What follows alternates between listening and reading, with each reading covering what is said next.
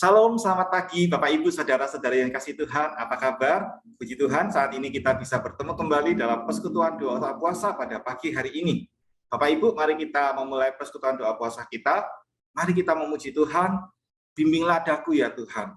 Biarlah pujian ini mengingatkan kita, Bapak Ibu, bahwa kita sangat membutuhkan bimbingan dari Tuhan. Setiap saat, setiap detik dalam hidup kita memerlukan bimbingan dari Tuhan. Bimbinglah daku ya Tuhan. Bimbinglah daku, ya Tuhan, di sepanjang jalan hidupku.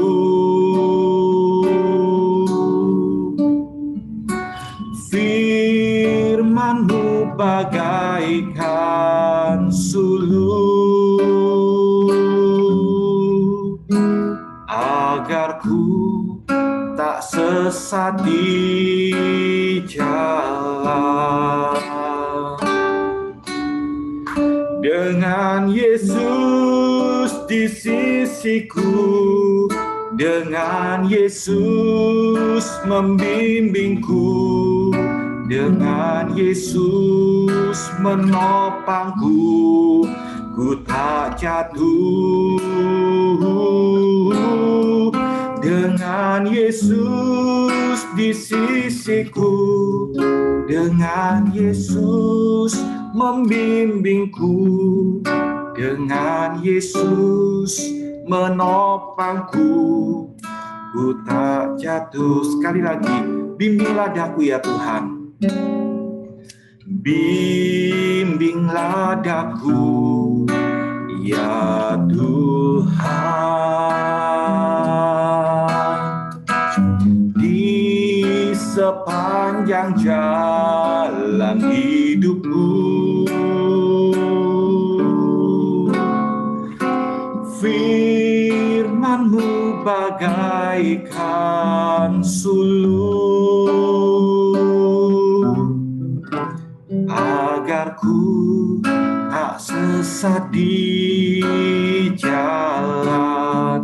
Dengan Yesus di sisiku, dengan Yesus di sisiku, dengan Yesus membimbingku, dengan Yesus menopangku, ku tak jatuh. Dengan Yesus di sisiku, dengan Yesus membimbingku, dengan Yesus menopangku, ku tak jatuh. Mari kita berdoa. Benar Tuhan, dengan Engkau Tuhan Yesus di sisi kami, dengan Engkau Tuhan Yesus membimbing kami, maka kami tidak akan jatuh, kami tidak akan tersesat. Tuhan Yesus tolong kami. Dan pada saat ini Tuhan, kami akan merenungkan akan firman-Mu.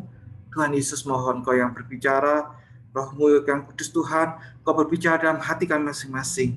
Mari Tuhan, Kau yang beracara pada pagi hari ini. Terima kasih banyak, terpujilah Tuhan. Dalam nama Tuhan Yesus kami berdoa. Amin. Ya Bapak Ibu, kita akan merenungkan firman Tuhan. Mari kita membuka Alkitab kita Bapak Ibu. Mari kita membuka dari kitab 1 Samuel Bapak Ibu ya. 1 Samuel pasal 23. 1 Samuel pasal 23. Ya Bapak Ibu, saya akan membacakan untuk kita sekalian 1 Samuel pasal 23. Ya demikian bunyi firman Tuhan. Diberitahukanlah kepada Daud begini, ketahuilah orang Filistin berperang melawan kota Kehila dan menjarah tempat-tempat pengirikan. Lalu bertanyalah Daud kepada Tuhan, apakah aku akan pergi mengalahkan orang Filistin itu? Jawab Tuhan kepada Daud, pergilah, kalahkanlah orang Filistin itu dan selamatkanlah Kehila. Tetapi orang-orang Daud berkata kepadanya, ingatlah, sedangkan di sini di Yehuda kita sudah dalam ketakutan. Apalagi kalau kita pergi ke Kehila melawan barisan perang orang Filistin. Lalu bertanya pula lah Daud kepada Tuhan. Maka Tuhan menjawab dia firman-Nya, bersiaplah, pergilah ke Kehila, sebab aku akan menyerahkan orang Filistin itu ke dalam tanganmu. Kemudian pergilah Daud dengan orang-orangnya ke Kehila. Ia berperang melawan orang Filistin itu, dihalonya ternak mereka, dan ditimbulkannya kekalahan besar di antara mereka. Demikianlah Daud menyelamatkan penduduk Kehila. Ketika Abiatar bin Ahimelek melarikan diri kepada Daud ke Kehila, ia turun dengan membawa efod di tangannya. Kepada Saul diberitahukan bahwa Daud telah masuk Kehila. Lalu berkatalah Saul, Allah telah menyerahkan dia ke dalam tanganku. Sebab dengan masuk ke dalam kota yang berpintu dan berpalang, ia telah mengurung dirinya. Maka Saul memanggil seluruh rakyat pergi berperang ke Kehila dan mengepung Daud dengan orang-orangnya. Ketika diketahui Daud bahwa Saul berniat jahat terhadap dia, berkatalah ia kepada Imam Abiatar, bawalah efod itu kemari. Berkatalah Daud, Tuhan Allah Israel, hamba-Mu ini telah mendengar kabar pasti bahwa Saul berikhtiar untuk datang ke Kehila dan memusnahkan kota ini oleh karena aku. Akan diserahkankah oleh warga-warga kota Kehila itukah aku ke dalam tangannya? Akan datangkah Saul seperti yang telah didengar oleh hamba-Mu ini? Tuhan Allah Israel, beritahukanlah kiranya kepada hamba-Mu ini. Jawab Tuhan, ia akan datang. Kemudian bertanyalah Daud, akan diserahkankah oleh warga-warga kota Kehila itu kah aku dengan orang-orangku ke dalam tangan Saul? Firman Tuhan, akan mereka serahkan. Lalu bersiaplah Daud dan orang-orangnya, kira-kira 600 orang banyaknya. Mereka keluar dari Kehila dan pergi kemana saja mereka dapat pergi. Apabila kepada Saul diberitahukan bahwa Daud telah meluputkan diri dari Kehila, maka tidak jadilah ia maju berperang. Ayat 14, maka Daud tinggal di padang gurun. Di tempat-tempat perlindungan, ia tinggal di pegunungan, di padang gurun Sif. Dan selama waktu itu, Saul mencari dia, tetapi Allah tidak menyerahkan dia ke dalam tangannya. Daud takut karena Saul telah keluar dengan maksud mencabut nyawanya. Ketika Daud ada di padang gurun Sif di Koresa, maka bersiaplah Yonatan, anak Saul, lalu pergi kepada Daud di Koresa. Ia menguatkan kepercayaan Daud pada Allah dan berkata kepadanya, janganlah takut, sebab tangan ayahku Saul tidak akan menangkap engkau. Engkau akan menjadi raja atas Israel, dan aku akan menjadi orang kedua di bawahmu. Juga ayahku Saul telah mengetahui yang demikian itu. Kemudian kedua orang itu mengikat perjanjian di hadapan Tuhan, dan Daud tinggal di Koresa. Tetapi Yonatan pulang ke rumahnya. Tetapi beberapa orang Sif pergi menghadap Saul di Gibea dan berkata, Daud menyembunyikan diri dekat kami di kubu-kubu gunung dekat Koresa, di Bukit Hakila di sebelah selatan padang belantara. Oleh sebab itu, jika tuanku raja berkenan datang, silakanlah datang. Tanggungan kamilah untuk menyerahkan dia ke dalam tangan raja. Berkatalah Saul, diberkatilah kiranya kamu oleh Tuhan karena kamu menunjukkan sayangmu kepadaku. Baiklah pergi, carilah kepastian lagi. Berusahalah mengetahui di mana ia berada dan siapa yang telah melihat di sana. Sebab telah dikatakan orang kepadaku bahwa ia sangat cerdik. Berusahalah mengetahui segala tempat persembunyiannya. Kemudian datanglah kembali kepadaku dengan kabar yang pasti, dan aku akan pergi bersama-sama dengan kamu. Sesungguhnya jika ia ada dalam negeri, maka aku akan meneliti dia di antara segala ribuan orang Yehuda. Lalu berkemaslah mereka pergi ke Sif mendahului Saul. Daud dan orang-orangnya ada di padang gurun Maon, di dataran di sebelah selatan padang belantara. Ketika Saul dengan orang-orangnya pergi mencari Daud, diberitahukanlah hal itu pada Daud. Lalu pergilah ia ke Gunung Batu dan tinggal di padang gurun Maon. Saul mendengar hal itu lalu mengejar Daud di padang gurun Maon. Saul berjalan dari sisi gunung sebelah sini dan Daud dengan orang-orangnya dari sisi gunung sebelah sana.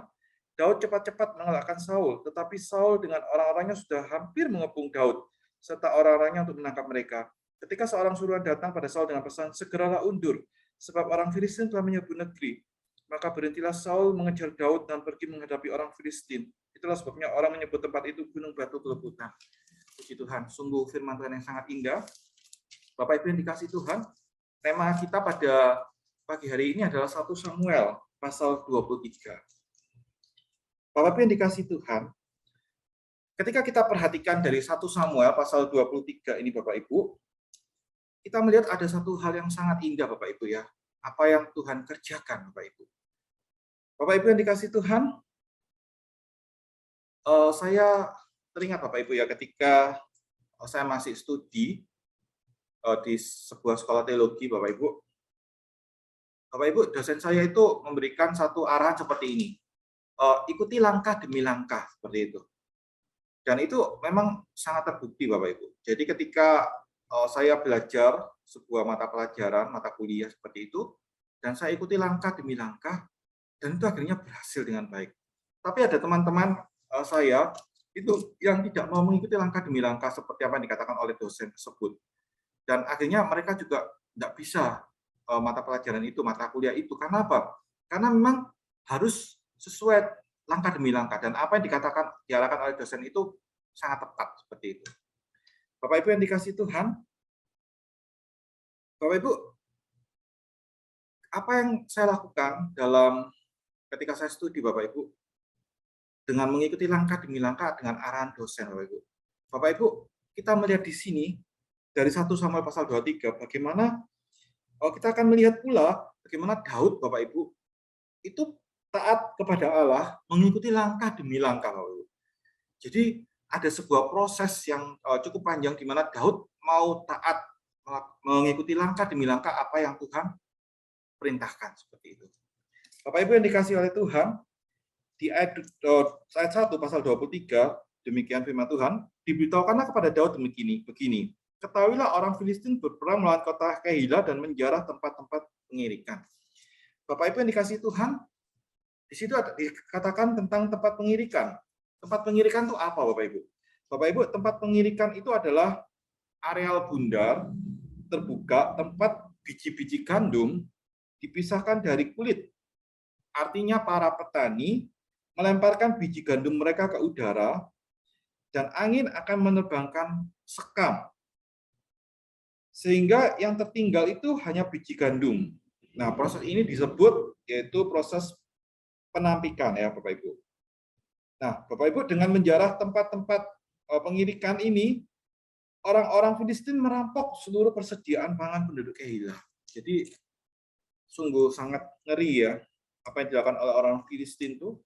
Mereka begitu menjarah seperti itu Bapak Ibu ya, orang-orang di Kehila. Bapak Ibu dikasih Tuhan, di ayat yang kedua dikatakan, lalu bertanyalah Daud kepada Tuhan, apakah aku akan pergi mengalahkan orang Filistin itu? Jawab Tuhan pada Daud, pergilah, kalahkanlah orang Filistin itu dan selamatkanlah Kehila. Bapak Ibu yang dikasih Tuhan, melalui Urim dan Tumim yang dibawa oleh Imam Abiatar, kita bisa melihat di ayat yang ke-6 Bapak Ibu, yaitu ketika Abiatar bin Ahimelek melarikan diri pada Daud ke Kehila, ia turun dengan bawa efod di tangannya.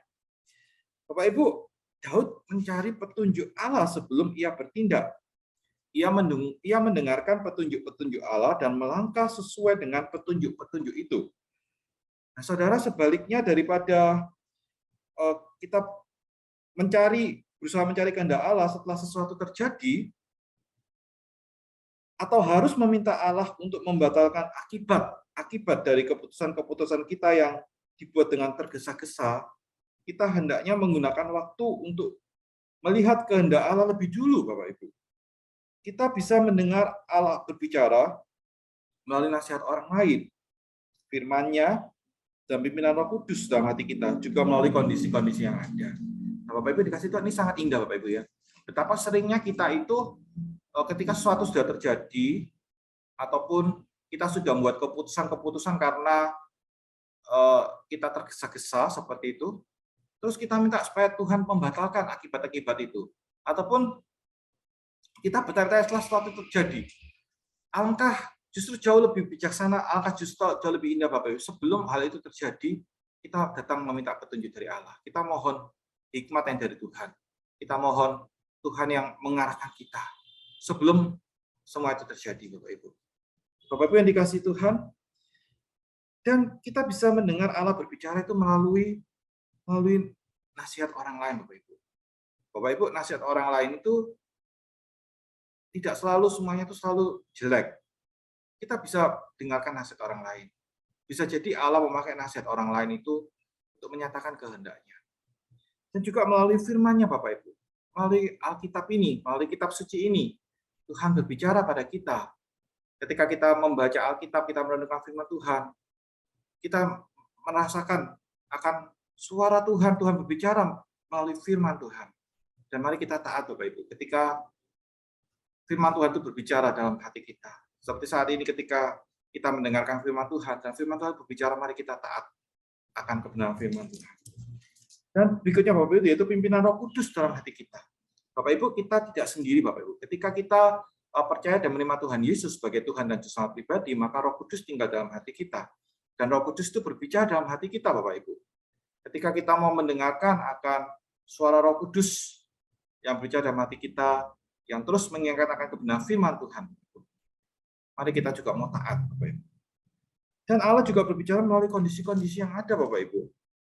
Allah juga memperhatikan akan kondisi-kondisi yang ada. Mari kita juga akan peka melihat kondisi-kondisi yang ada. Kita boleh punya keinginan macam-macam Bapak Ibu, tapi bagaimana dengan kondisi-kondisi yang ada di sekitar kita? Mari kita mau taat, kita mau peka akan pimpinan Tuhan melalui kondisi-kondisi yang ada. Bapak Ibu yang dikasih Tuhan, di ayat yang ke-6 Bapak Ibu, saya akan bacakan.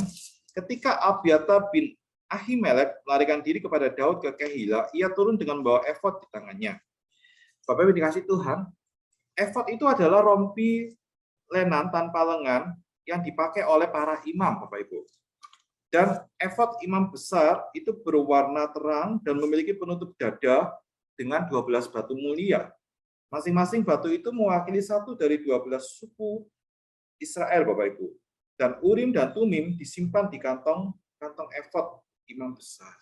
Bapak Ibu, sungguh sangat indah bahwa Tuhan kita itu Tuhan yang sungguh luar biasa, Tuhan yang sungguh dahsyat, Tuhan yang sungguh bertanggung jawab, dan bagaimana Tuhan itu menyediakan Bapak Ibu segala hal, apapun itu Bapak Ibu, sarana-sarana untuk orang bisa datang pada Tuhan. Dan di zaman perjanjian lama Bapak Ibu, bagaimana Tuhan memakai itu semua Bapak Ibu. Dan itu sangat lengkap. Dan kita bersyukur Bapak Ibu bahwa Allah kita begitu memperhatikan kita sedemikian luar biasanya Allah kita. Bapak Ibu dikasih Tuhan, di ayat yang ke-7 saya akan bacakan. Kepada Saul diberitahukan bahwa Daud telah masuk ke Kehila, lalu berkatalah Saul, Allah telah menyerahkan dia ke dalam tanganku, sebab dengan masuk ke dalam kota yang berpintu dan berpalang, ia telah mengurung dirinya. Saudara, ketika Saul mendengar bahwa Daud terperangkap di sebuah kota berkubu atau kota yang memiliki pintu-pintu gerbang dan palang-palang, nah, Saul ini mengira bahwa Allah menyerahkan Daud kepadanya. Saul begitu hebat ingin membunuh Daud, sehingga dia menafsirkan semua tanda sebagai persetujuan Allah untuk meneruskan rencananya. Saudara, seandainya Saul mengenal Allah dengan lebih baik, dia pasti mengetahui apa yang Allah kehendaki dan tidak akan keliru membaca situasi sebagai persetujuan Allah untuk membunuh. Saudara, tidak semua kesempatan itu berasal dari Allah. Kita mungkin begitu menginginkan sesuatu sehingga kita menganggap semua kesempatan untuk memperolehnya itu berasal dari Allah. Akan tetapi seperti yang kita lihat dalam kasus Saul, hal ini mungkin tidak benar, Saudara. Kesempatan untuk melakukan sesuatu yang bertentangan dengan kehendak Allah itu tidak mungkin dari Allah, Saudaraku. Karena Allah tidak mencobai kita. Ketika peluang-peluang muncul, periksa dan periksalah motif kita, Bapak Ibu. Pastikan bahwa kita mengikuti keinginan-keinginan Allah dan bukan hanya keinginan kita sendiri. Bapak Ibu yang dikasih Tuhan, ini kita perlu hati-hati, Bapak Ibu. Kadang orang itu langsung menafsirkan dengan situasi yang ada, terus kita menafsirkan, oh itu pasti kehendak Allah. Kita harus hati-hati Bapak Ibu. Seperti Saul, ketika dia melihat bahwa Daud terperangkap dalam pintu-pintu yang berpalang, dia merasa bahwa oh Tuhan menyerahkan dia supaya dia bisa membunuh Daud. Kita harus hati-hati Bapak Ibu. Kita harus hati-hati ketika kita melihat kesempatan-kesempatan yang ada. Itu tidak selalu semuanya berasal dari Allah Bapak Ibu. Mari kita kembali periksa motif kita, keinginan-keinginan kita, apakah sesuai firman Tuhan atau tidak. Bagaimana dengan apa yang ada dalam hati kita? Motif kita apa sesungguhnya? Apa yang ada dalam hati kita? Dan mari kita terus cross-check itu dengan firman Tuhan. Apakah itu sesuai dengan prinsip-prinsip firman Tuhan? Apakah sesuai dengan kehendak Tuhan? Kita tahunya dari mana kalau itu kehendak Tuhan? Yaitu dengan kita kembali cross-check, menyelidiki akan firman Tuhan, yaitu Alkitab, Bapak Ibu. Kita bersyukur, Bapak Ibu, Alkitab kita ini sudah lengkap, Bapak Ibu. Jadi mari kita terus pelajari Alkitab kita ini, Bapak Ibu. Dengan demikian kita akan peka, kita akan tahu akan kehendak Tuhan. Mari kita terus pelajari akan firman Tuhan. Bapak Ibu yang dikasih Tuhan, di ayat 16-18, saya akan bacakan. Maka bersiaplah Yonatan anak Saul lalu pergi kepada Daud di Koresa. Ia menguatkan kepercayaan Daud kepada Allah dan berkata kepadanya, "Janganlah takut, sebab tangan ayahku Saul tidak akan menangkap engkau. Engkau akan menjadi raja atas Israel dan aku akan menjadi orang kedua di bawahmu. Juga ayahku Saul telah mengetahui yang demikian itu." Kemudian kedua orang itu mengikat perjanjian di hadapan Tuhan dan Daud tinggal di Koresa, tetapi Yonatan pulang ke rumahnya. Bapak Ibu, ini ada penafsir yang mengatakan bahwa ini mungkin terakhir kalinya Daud dan Yonatan bersama-sama sebagai sahabat sejati. Mereka lebih dari sekedar teman yang saling mendorong Bapak Ibu, saling menghormati dan juga menikmati kebersamaan dan mendorong dalam iman untuk masing-masing imannya supaya teguh pada Allah dan saling percaya di dalam pikiran dan keyakinan terhadap kehidupan mereka, Bapak Ibu. Dan inilah tanda-tanda persahabatan sejati. Bapak Ibu, kalau kita punya teman, kita punya sahabat, Bapak Ibu, kita bisa melihat apakah teman sahabat kita itu betul-betul teman yang sejati, sahabat sejati, yaitu bagaimana ketika kita dalam kondisi yang susah, kondisi yang berat, kondisi yang tidak mudah. Apakah teman itu tetap mau sama kita atau tidak? Biasanya orang itu ada istilah, ada uang, abang sayang, tapi kalau tidak ada uang, abang ditendang. Bapak Ibu yang dikasih Tuhan, mari kita kembali memeriksa juga akan diri kita juga. Apakah kita juga sebagai teman yang sejati, sahabat sejati bagi teman kita, atau kita menjadi teman kalau ada maunya saja, atau ada motif-motif tertentu. Bapak Ibu yang dikasih Tuhan, dalam 1 Samuel pasal 23 ini, Bapak Ibu, kita melihat bagaimana Daud itu sungguh-sungguh mencari akan petunjuk-petunjuk Tuhan. Bahkan sebelum membuat keputusan, sebelum melangkah, Bapak Ibu. Kalau kita biasanya kadang-kadang tuh sudah melangkah dulu, terus terjadi, terus kita baru bertanya, Tuhan kenapa kok begini? Terlambat. Seharusnya di awal-awal sebelum melangkah, kita berdoa dulu, Tuhan, apakah ini sesuai dengan kehendak Tuhan? Apakah ini apa yang Tuhan mau? Mohon petunjuk, mohon hikmat dari Tuhan. Bapak Ibu yang dikasih Tuhan, mari kita melakukan hal itu. Dan kita juga menjadi saksi Tuhan untuk orang di sekitar kita, Bapak Ibu. Supaya orang datang pada Tuhan. Supaya sungguh orang itu punya relasi yang dekat dengan Tuhan. Dan itulah yang Tuhan kehendaki, Bapak Ibu. Dalam 1 Samuel pasal 23 ini kita melihat bagaimana akan Daud yang sungguh-sungguh mencari akan petunjuk-petunjuk Tuhan. Langkah demi langkah apa yang harus dilakukan. Terus bertanya pada Tuhan. Dan biarlah kita juga hal yang demikian, Bapak Ibu. Dalam seluruh kehidupan kita, kita juga bertanya pada Tuhan. Kita memohonkan hikmat yang dari Allah. Apa yang Allah kehendaki. Apakah yang saya lakukan ini sungguh berkenan di hadapan Tuhan atau tidak. Bapak Ibu yang dikasih Tuhan, Tuhan Yesus Kristus memberikan teladan yang sangat indah. Yesus ketika di dunia apa yang dilakukan Bapak Ibu? Dalam Injil Markus Bapak Ibu, pasal 1 ayat 35, Bapak Ibu dikatakan bahwa bagaimana pagi-pagi benar ketika hari masih gelap Bapak Ibu. Yesus mencari tempat yang sunyi untuk berdoa. Bapak Ibu, ini satu teladan yang sangat indah. Biarlah kita juga terus kita mengutamakan Allah, Bapak Ibu. Dalam seluruh kehidupan kita, mengutamakan Tuhan. Kita terus punya relasi yang intim dengan Tuhan. Kita terus menjalin relasi itu. Dan kita mohon supaya Tuhan yang menolong, kita mengandalkan Tuhan dalam seluruh kehidupan kita. Bapak Ibu, bagaimana dengan hidup kita? Saya tidak tahu dengan apa yang pergumulan di hati kita masing-masing. Tapi ketika firman Tuhan berbicara, mari kita mau taat. Tidak ada kata yang terlambat, Bapak Ibu. Sebelum kita meninggal dunia, sebelum kita dipanggil Tuhan, masih terus ada kesempatan. Mari kita datang pada Tuhan, kita mohon Tuhan yang mengampuni kita, Tuhan yang memulihkan kita, dan kita mau dibentuk, kita mau diarahkan sesuai dengan kehendak Tuhan untuk kemuliaan Tuhan. Puji Tuhan, Bapak Ibu, mari kita berdoa. Bapa kami di surga, terima kasih banyak untuk kebenaran firman-Mu. Tuhan tolong kami, supaya kami boleh sungguh-sungguh menjadi pelaku firman, kami boleh mengandalkan Engkau ya Tuhan Yesus, dan kami boleh dengar-dengaran seperti Daud ya Tuhan, yang terus mencari petunjuk akan kehendak-Mu ya Tuhan Yesus. Dan biarlah kami juga melakukan hal yang demikian dalam seluruh kehidupan kami. Sebelum melakukan sesuatu, Tuhan kami mohon petunjuk Tuhan. Bukannya kami melangkah lebih dulu, terus akhirnya kami bertanya-tanya, tapi sebelum melakukan semuanya Tuhan, kami terus menjalin relasi dan mohon akan hikmat kehendak dari Tuhan. Terima kasih Tuhan Yesus, kami mohon pertolongan-Mu, dan kiranya Tuhan yang menolong untuk jemaat-Mu. Ketika jemaat-Mu ada masalah, biarlah terus bergantung pada Tuhan, sekalipun mungkin ada juga yang sudah melakukan kesalahan, tapi biarlah terus mengandalkan Tuhan, memohon Tuhan yang menolong, Tuhan yang menyertai. Terima kasih banyak, kami berdoa dalam nama Tuhan Yesus. Amin. Baik Bapak Ibu yang dikasihi oleh Tuhan, tiba saatnya kita akan bersama-sama masuk di dalam pokok doa kita. Tapi sebelum kita bersatu di dalam pokok-pokok doa kita, saya memberikan kesempatan kepada kita semua untuk boleh menaikkan doa syukur kita secara pribadi di hadapan Tuhan. Mari kita berdoa.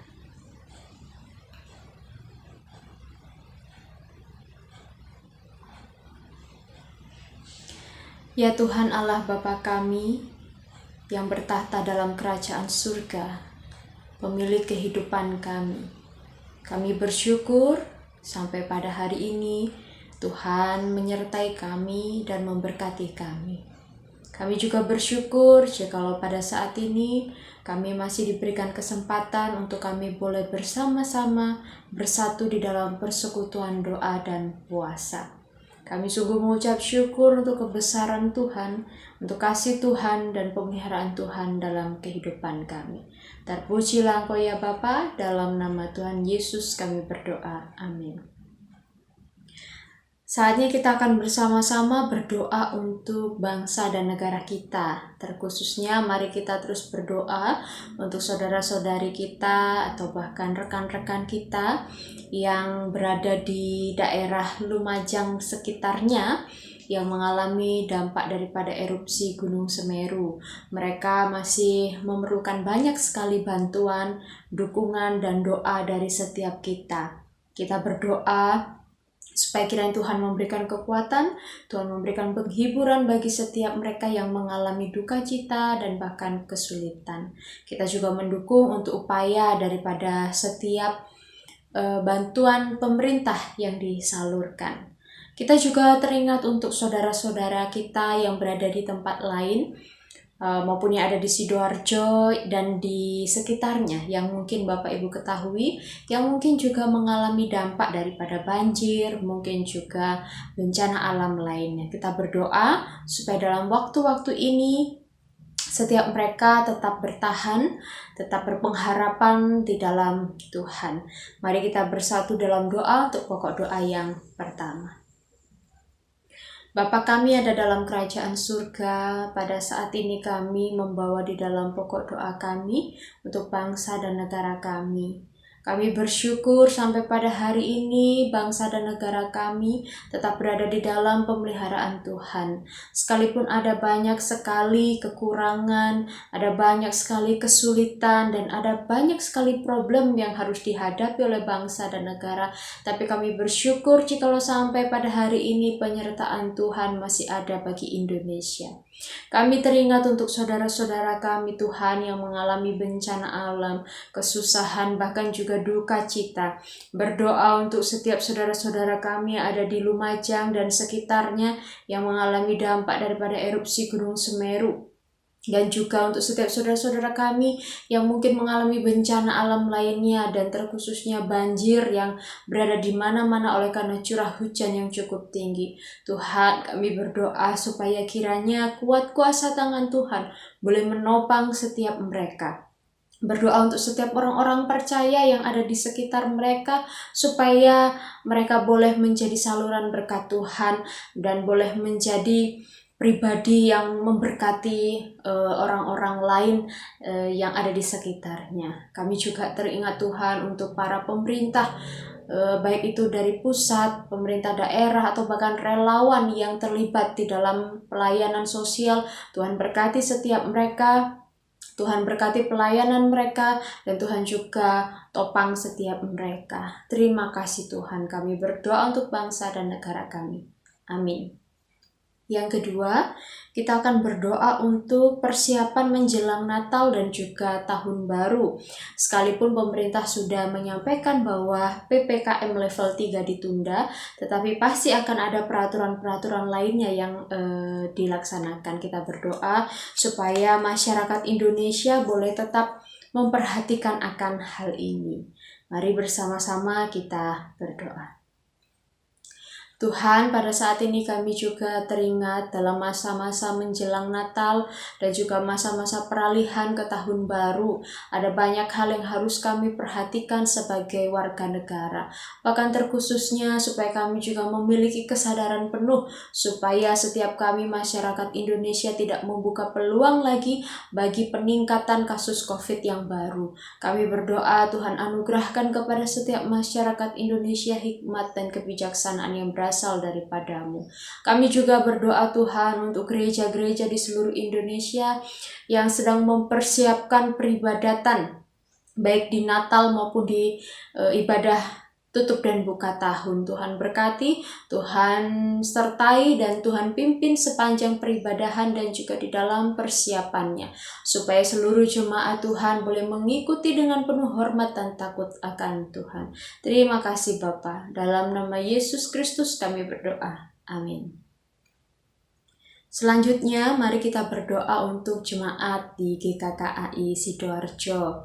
Kita berdoa untuk setiap saudara-saudara seiman kita yang mungkin Bapak Ibu tahu yang sedang mengalami duka cita seperti baru-baru ini keluarga dari Pak Pipin yang mengalami duka cita, bahkan juga mungkin saudara-saudara kita yang lainnya yang mengalami sakit, pergumulan dalam sakit, mari kita sebutkan. Dan mungkin ada juga yang di dalam pergumulan lainnya yang Bapak Ibu tahu. Mari kita bersama sebutkan namanya, kita mendoakan setiap mereka supaya kiranya mereka boleh mengalami kekuatan dan penghiburan dari Tuhan. Mari kita berdoa.